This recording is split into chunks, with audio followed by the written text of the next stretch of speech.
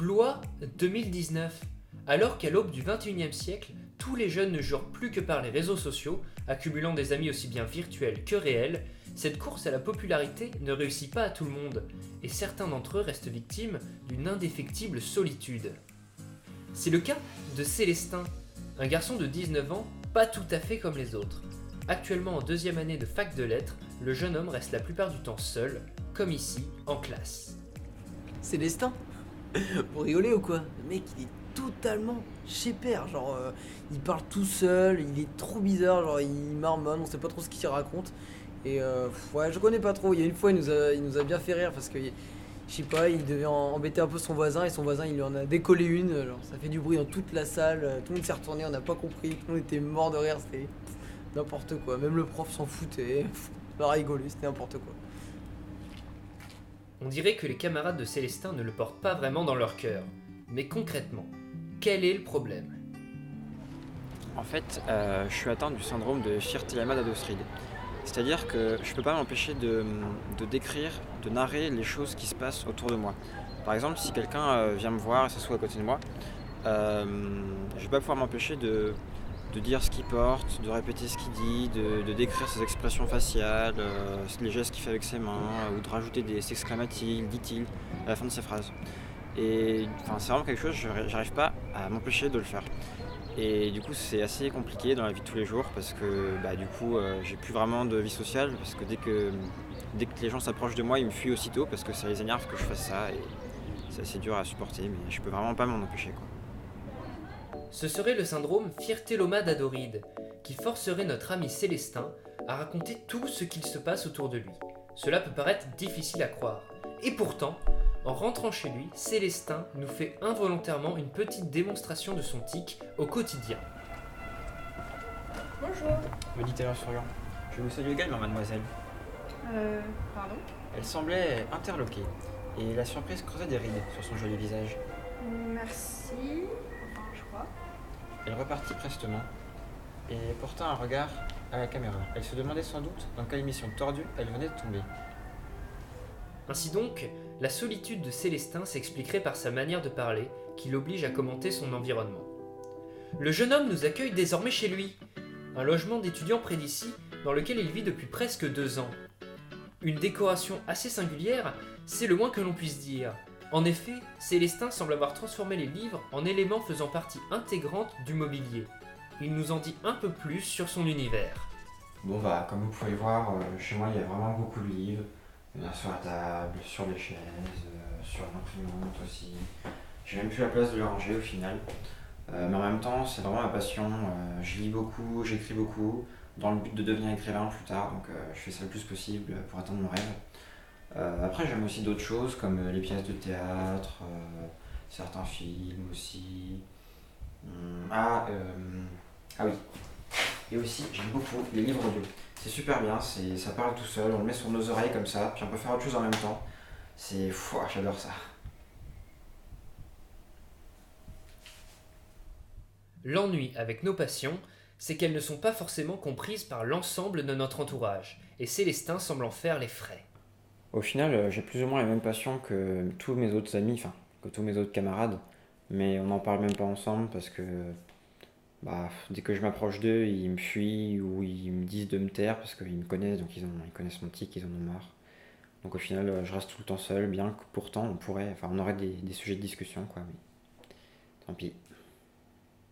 La discussion avec Célestin dure depuis plusieurs minutes. Pourtant, nous discutons normalement, comme si son tic n'agissait pas. Là du coup on discute normalement, comme si mon tic n'agissait pas. Mais en fait, il y a une bonne raison à ça. C'est quelque chose que j'ai remarqué. Quand je suis tout seul, mon tic ne s'active pas. Et quand je suis chez moi, ça s'active pas non plus parce que je me sens à l'aise, si vous voulez, je me sens en terrain connu en quelque sorte. Alors que par contre, si je suis dehors, du coup je suis plus chez moi et s'il y a des gens en plus autour, je vais pas pouvoir m'empêcher de décrire ce qu'ils font parce que tout simplement il y a des choses à décrire, des choses à narrer et des gens pour m'entendre le faire. Et puis du coup mon tic s'active et je peux encore une fois pas m'empêcher de le faire. Après, pour ce qui est de ma famille, mon père vit à Montargis et ma soeur du coup vit toujours chez lui parce qu'elle fait ses études pas très loin. Et ils me soutiennent comme ils peuvent. Eux, c'est ma famille, donc malgré mon tic, ils acceptent d'être avec moi. Et franchement, heureusement qu'ils sont là, quoi. Ils me soutiennent comme ils peuvent, malgré la distance. Heureusement qu'ils sont là. Malgré la difficulté que rencontre Célestin pour se faire des amis, le jeune homme narrateur malgré lui n'est pas complètement seul. Nous avons décidé d'aller voir sa famille, à Montargis, où vivent son père et sa sœur, qui sont les seuls soutiens de notre ami Célestin. Ils ont accepté de nous en apprendre plus quant à l'origine du syndrome Firth-Lambda-Odoaride chez leurs proches. Voyez-vous, lorsque ma femme est décédée, Edwige, sa mère, Célestin, avait à peine 10 ans. Et quand je lui ai appris la terrible nouvelle, il était en train de lire une grande pile de livres. Et à cette époque, il voulait déjà devenir écrivain. Oui, je me souviens que déjà mon petit frère, à cet âge-là, décrivait beaucoup les choses, certainement pour s'entraîner dans ce but. Oui, mais il ne le faisait pas tout le temps. C'était pour lui une sorte d'exercice, un entraînement pour améliorer ses qualités d'écrivain. Exact. Avant, il gérait très bien son exercice. Mais maintenant... Ah oui, non mais c'est là où tout a basculé en fait. Oui, on pense que c'est le décès de maman qui lui a provoqué un tel choc. Vous savez, maintenant, ce simple exercice de narration est devenu pour lui une habitude, une manière de parler, voire même de vivre. Oui, apparemment, ce serait la raison pour laquelle il a développé ce tic. Vous voyez, je ne suis pas très à l'aise avec cette idée-là. En vérité, on ne sait pas vraiment de quoi il souffre. On ne sait pas si c'est une maladie, une pathologie ou un traumatisme. On appelle ça un tic, mais bon... Oui, enfin, les médecins n'ont jamais pu dire quoi que ce soit là-dessus. À aucun moment, ils ont pu éclairer nos lanternes. Non, ils étaient vraiment pas bons. Ils nous ont juste donné le nom d'un syndrome, fierté, je ne sais quoi, mais aucun remède à l'horizon. Oh, on a tout essayé. Médecin généraliste, spécialiste, neurocognitif, les psys. Et même l'exorciste. Oh! L'exorcisme. Oh, arrête, c'était drôle, papa. J'ai même tout filmé. Oh là là, de toute façon, on avait tout essayé. On était tellement désespérés qu'on s'est tourné vers l'occultisme. Hélas, rien n'a marché. Cela fait un certain temps déjà qu'il vit avec. Je pense qu'il va vivre toute sa vie avec ça et que son entourage devra s'y habituer, tout simplement. C'est sur ces révélations surréalistes que nous quittons la petite famille. Pour l'heure, retrouvons Célestin. Pour lui, c'est une nouvelle journée de cours qui commence. Le cours commençait tôt, ce mardi matin. Trop tôt, à en juger par la tête de la plupart des élèves. Ma voisine, Perrine, recopiait ce que déblatérait le professeur. Ses cheveux blonds étaient coupés courts. Et elle portait un t-shirt vert avec des manchons bleus, un jean bleu ainsi que Ça va, des... tu vas pas faire ton être nu et sous-vêtements à la totale. Tu te tais. Maugréa-t-elle, irritée. Tu me saoules, t'es saoulant là. S'exclama-t-elle. Je ne lui avais pourtant jamais donné d'alcool. Elle se mura soudainement dans le silence. Elle fixait obstinément le professeur, se refusant à m'accorder ne serait-ce qu'un seul regard. Elle écrivait nerveusement. Ses mains tremblaient de rage, j'imagine, et... Ferme-la, s'il te plaît. Fermez, tu me saoules, t'es un de tu fais tout le monde dans ces t'es vraiment un de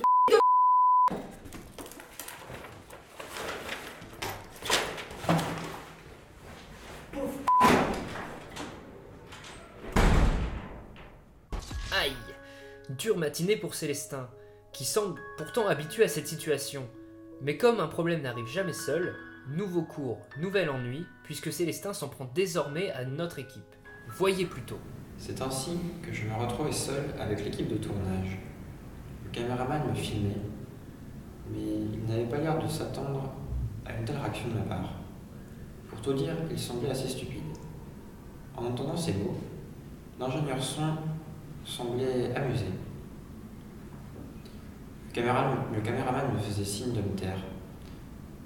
Puis il me fit un geste que la décence m'interdit de décrire, avant de se détendre subitement, imaginant sans doute qu'on couperait ça au montage. Bah, Célestin, t'as encore la salle de face. Allez, viens, on va manger.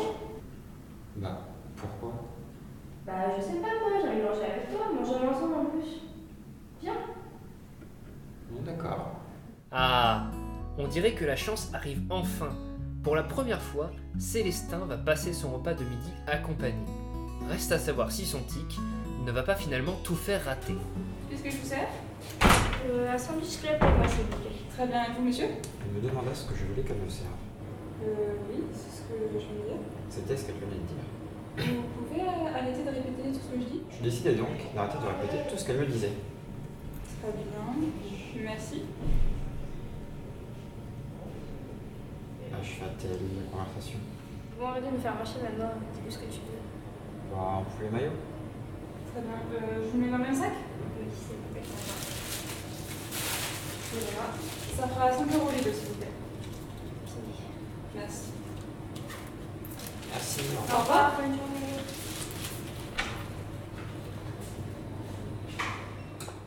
Malgré son tic agaçant pour la plupart de ses camarades, celle-ci reste avec notre ami Célestin pour le déjeuner.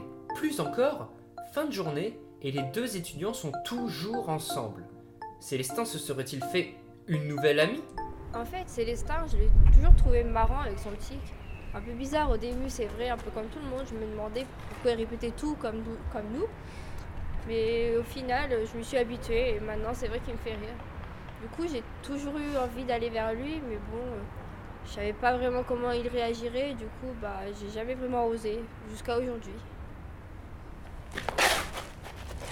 Célestin, ça va? C'est qui, elle? C'est la passante Ah ouais? Ouais, j'ai bien l'impression. Ouais. Bah, on y va du coup. Ouais. C'est encore une journée qui s'achève pour Célestin. Seulement, pour la première fois depuis longtemps, c'est le cœur léger qu'il rentre chez lui. Il est toujours atteint du syndrome Firtelamada-Dostride, mais c'est également cela qui lui a permis de se faire une amie sur laquelle il peut compter. Nous voici témoins du début d'une forte amitié, espérons qu'elle dure longtemps.